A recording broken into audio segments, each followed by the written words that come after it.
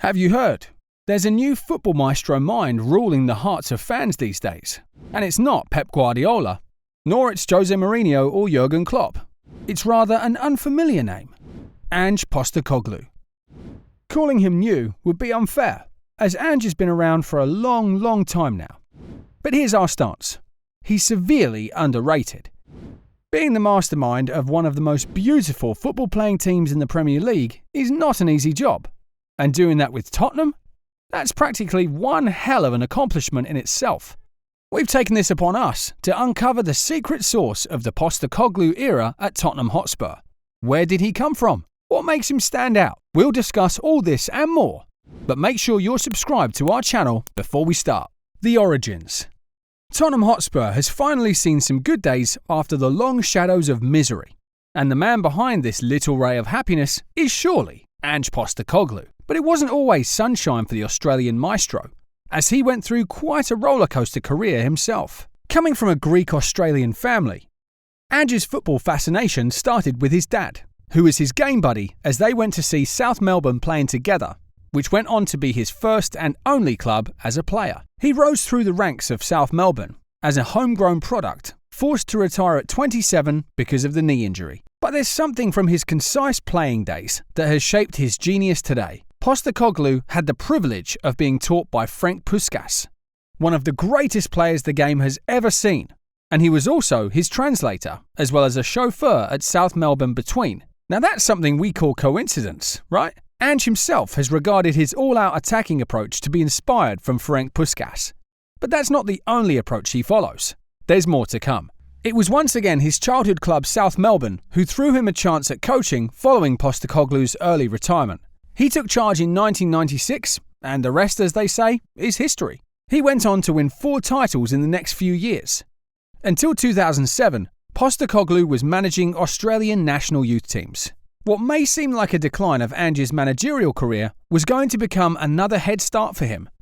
As his role with Australian youth national team was being questioned, he had a heated on-air debate with Australian former player Craig Foster, who even asked him to resign on live media. This fiasco of a situation left Ange in turmoil. Soon after retiring from national side role, Postecoglou went on to work with third-tier sides and running a coaching clinic in Melbourne. Simply said, no one wanted to bet on Australian anymore. He was unwanted. But who knew fate had other plans for him, as Brisbane Roar came knocking at his door. The club was going through one of the worst periods in its entire history, and it was Ange's chance to prove the critics wrong, and we must say, oh boy, he took it quite well. He went on to rebuild the entire team by releasing multiple players and recruiting new ones. And as a result, he won back-to-back A-League championships, becoming the most successful domestic coach in Australia.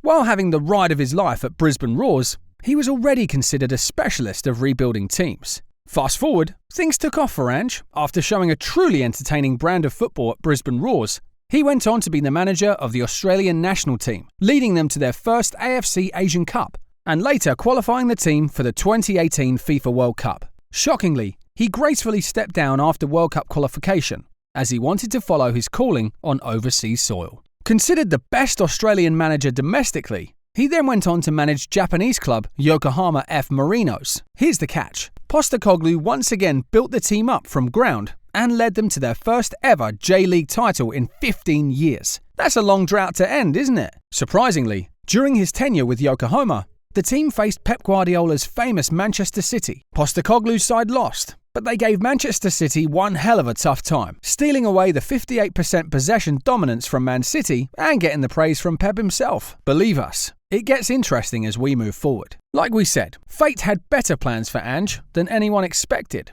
As his brand of football grew in Australia and Japan, Europe wasn't too far away, as he became the manager of Scottish side Celtic. Just when everyone was asking in Europe, who is this guy? Ange Postecoglou started doing wonders with Celtic, playing a vertical possession-based aggressive football and gathering a cult-like following.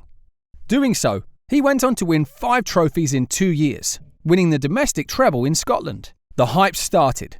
The ears started to recognise the name Ange Postecoglou. The new football genius is in town.